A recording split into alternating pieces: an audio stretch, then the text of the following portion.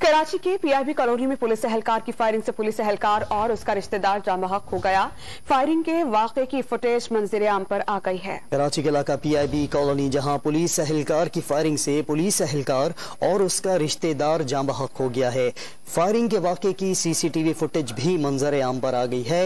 ये कराची के इलाका पीआईबी कॉलोनी जहां ये वाक़या पेश आया, पुलिस एहलकार ने फायरिंग की। पुलिस एहलकार की फायरिंग से पुलिस एहलकार और उसका रिश्तेदार जान बहक हुआ।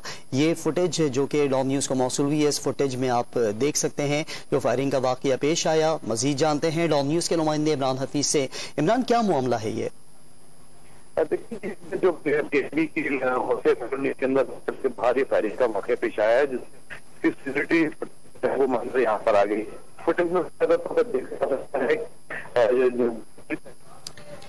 पीआईबी कॉलोनी में फायरिंग, पुलिस एहलकार रिश्तेदार समेत हलाक। फायरिंग करने वाला भी मुबैना पुलिस एहलकार था। फुटेज सामने आ गई। आगाह कर रहे थे इमरान हफीज, बहुत शुक्रिया आपका।